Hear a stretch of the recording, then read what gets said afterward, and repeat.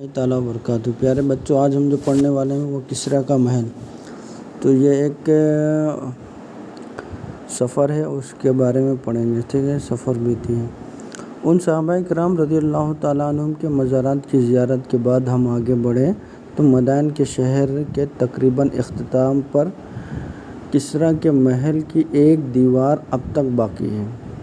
کسریٰ کے محل کی ایک دیوار اب تک باقی ہے، مطلب ہم نے زیارت کی صحابہ کرام کی، ان کے مزار کی، اس کے بعد آگے بڑھے تو مدائن کے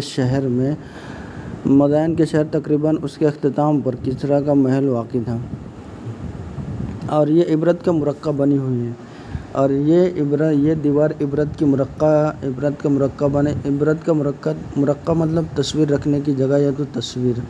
تو یہ جو محل ہے وہ ایک عبرت کی جگہ بنی ہوئی، عبرت کی تصویر بنی ہوئی۔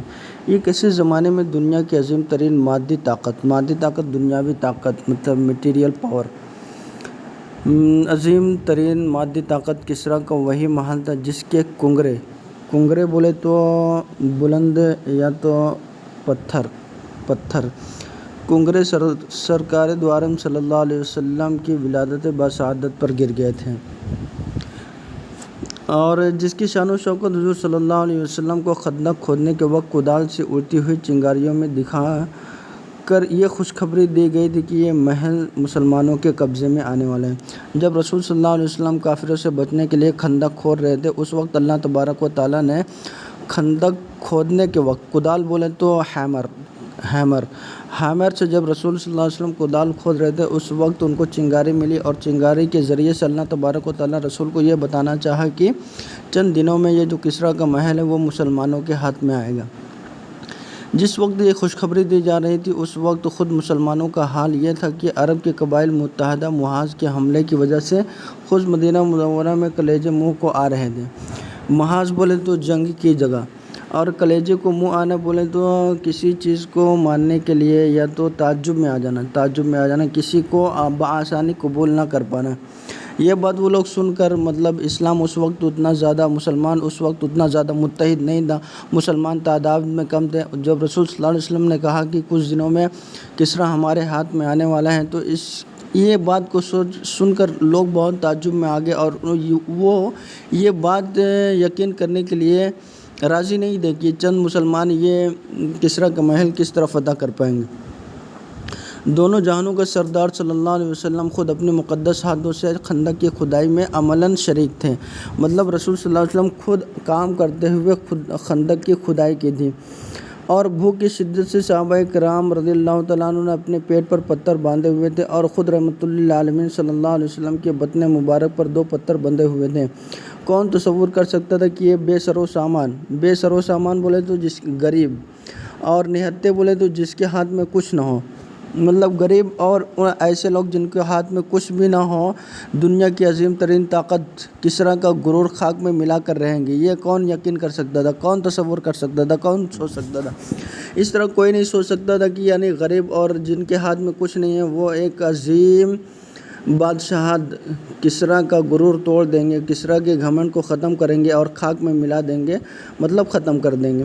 لیکن دنیا دیکھا کہ اس واقعے کو 15 سال بھی پورے نہیں ہوئے تھے کہ انہی محمد صلی اللہ علیہ وسلم کے نام لیوا بولے تو فالوورز اپنے رب کا نام لے کر اٹھے اور اس عظیم طاقت سے ٹکرا گئے جس کے جاہ و جلال سے کبھی روم کے محلات لرزا کرتے تھے۔ لرزنا کا مطلب ہے ٹرمبلنگ، کانپنا، مطلب یہ جو کسریٰ ہے، کسریٰ کے محل اور وہاں کے بادشاہ اتنے طاقتور ہوتے تھے کہ ان بادشاہوں سے روم کے بادشاہ بھی ڈرتے تھے، روم کے جو محلات وہ لوگ کانپتے تھے۔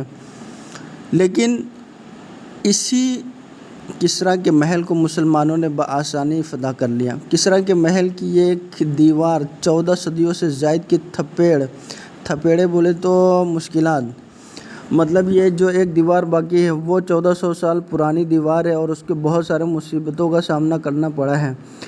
کسریٰ کے محل کی یہ ایک دیوار 14 صدیوں سے زائد کی تھپیڑ سہنے کے باوجود آج بھی شان و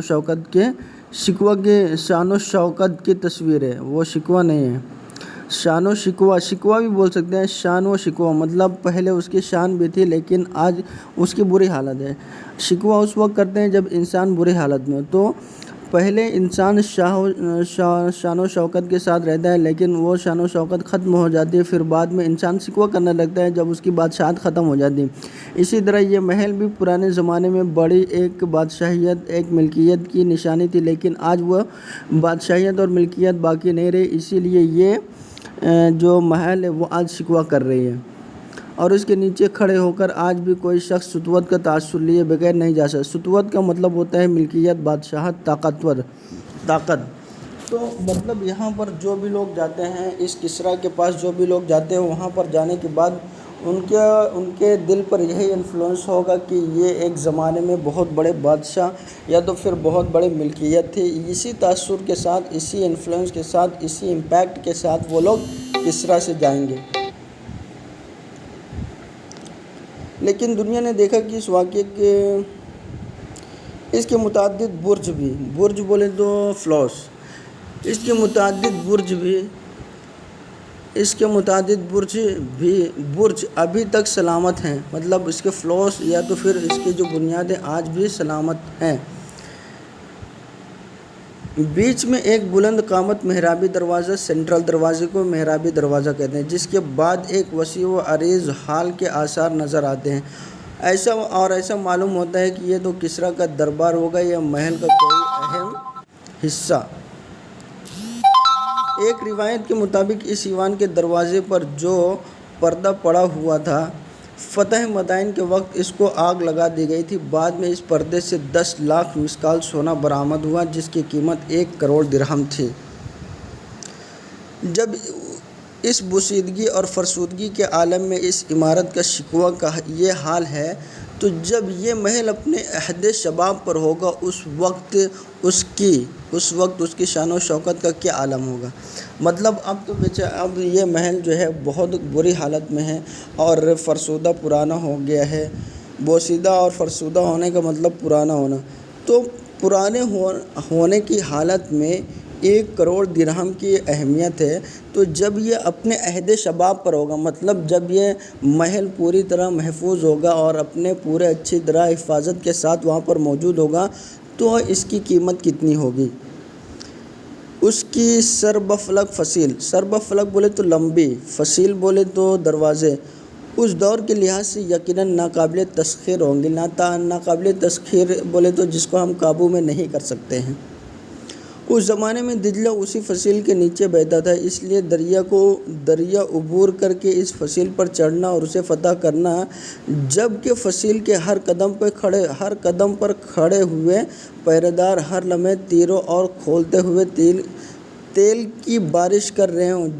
جوئے شیر لانے سے کم نہ، جوئے شیر سے کم لانے کا مطلب یہ، جوئے کا مطلب یہاں چارہ، مطلب اتنی پریشانی ہے۔ پھر بھی اگر ان پریشانیوں میں اگر کوئی کسرے کا محل اگر جا کر فتح کر رہا ہے، تو اس کا مطلب یہ ہے کہ وہ شیر کا چارہ بننے جا رہا ہے، اور شیر کا چارہ بننے کا مطلب یہ ہے کہ وہ کبھی بھی محفوظ و محصون نہیں رہ سکتا ہے، وہ ضرور مر جائے گا اور پھر شیر اس کو قتل کر کے اپنا کھانا بنا لے گا۔ اسی طرح جو لوگ بھی کسریٰ کے محل کو فتح کرنے کے بارے میں سوچ رہے تھے، اس کا مطلب یہ ہے کہ وہ فتح نہیں کر پائیں گے اور جا کر وہاں پر وہ اپنی شکست تسلیم کر کے واپس آئیں گے۔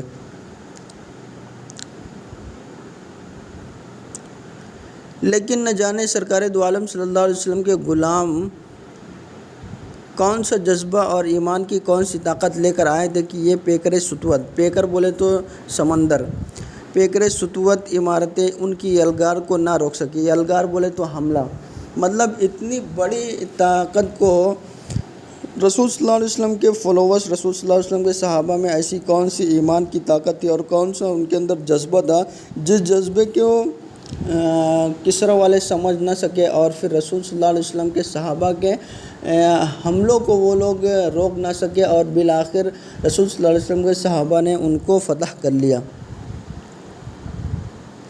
کج کلہ بولے تو نڈر، کج کلہ ایران کی صدیوں پرانی تاریخ آن کی آن میں پیوند خاک ہو گئی۔ آن کی آن بولے تو ترنت، فوراً، اور اس کا شہرہ آفاق دبدبہ مجاہدین کے غبارِ راہ میں گم ہو کر رہ گیا۔ مسلمانوں نے کسریٰ کے اس ایوان کو ایک عبرتناک یادگار طور پر باقی رکھا۔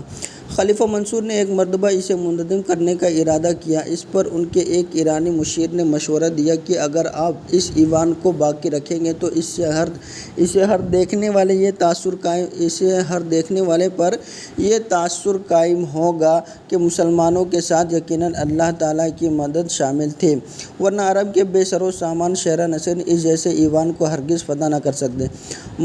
منصور نے مشورہ سنا، لیکن دل میں یہ خیال ہوا کہ شاید یہ مشیر ایران ہونے کے بنا پر اپنے آباء و اجداد کی یادگار قائم رکھنے کے لیے مشورہ دے رہا ہے۔ چنانچہ خلیفہ نے مشورے کی پرواہ نہ کرتے ہوئے اسے منہدم کرنے کا حکم دیا۔ لیکن جب ایوان کو توڑنا شروع کیا تو تھوڑا ہی حصہ توڑنے کے بعد معلوم ہوا کہ اس کے توڑنے پر ذاتی زبردست لاگت آئے گی۔ ٹھیک ہے، لاگت کا مطلب خرچ۔ اس کے ملبے بولے تو ٹوٹے پھوٹے جو حصے ہوتے ہیں اس کو کہتے ہیں ملبے سے اس کا بہت حصہ وصول ہوگا۔ تھوڑا مطلب اس کو توڑنے کے بعد جو ہے زیادہ پیسہ وغیرہ نہیں ملے گا، تھوڑا سا پیسہ ملے گا، اس لیے اس کو توڑنے سے کوئی بھی فائدہ نہیں ہے، اس نے کہا۔ اور اس طرح بہت سی قومی دولت ضائع ہو جائے گی، مطلب نیشنل جو انکم ہے وہ پیسہ، وہ نیشنل جو ٹریشری ہے وہ سب میں بہت زیادہ پیسہ ختم ہوئے۔ اس موقع پر منصور نے اسی مشیر کو پھر بلا کر مشورہ کیا۔ اس نے کہا، میں نے آپ کو پہلے ہی مشورہ دیا تھا کہ اسے نہ توڑیں، لیکن اب میں آپ کے لیے یہ بات عیب سمجھتا ہوں کہ کہنے والے یہ کہیں کہ ایرانیوں نے ایسی عمارت بنائی کہ آپ لوگ اسے منہدم کرنے پر قادر نہ ہوں، لہٰذا اب میرا مشورہ یہ ہے کہ اسے ضرور توڑا جائے۔ خلیفہ منصور پھر شش و پنج میں پڑ گیا، مطلب شک میں پڑ گیا، لیکن غور و فکر کے بعد آخر میں فیصلہ یہی کیا کہ کام بند کروا دیا جائے، کیونکہ اس میں دولت کا بڑا ضیاع ہے، بڑا خرچ ہے۔ چنانچہ یہ ایوان اس وقت سے باقی چلا آ رہا ہے۔ عربی کے مشہور شاعر بوتری نے اس ایوان کے منظر کشی میں ایک معرکۃ العرا قصیدہ کہا ہے، جس کے بارے میں کہا جاتا ہے کہ عربی زبان میں اس سے بہتر قصیدہ سینیہ نہیں کہا گیا۔ اور بوتری کی دو قصیدے ایسے ہیں کہ اس ایوان کسریٰ کے منظر کشی میں، اور دوسرا ایک ایوان کسریٰ کے منظر کشی میں اور دوسرا متوکل کے بنائے ہوئے ایک تالاب کی تعریف میں، کہ اگر وہ ان دو قصیدوں کے سوا کچھ نہ کہتا تو بھی اسے شاعرانہ عظمت کے لیے کافی تھے۔ ایوان کسریٰ کے بارے میں اس قصیدے کی ابتدائی شعر یہ ہے، انشاءاللہ ہم نیکسٹ پیریڈ میں پڑھیں گے۔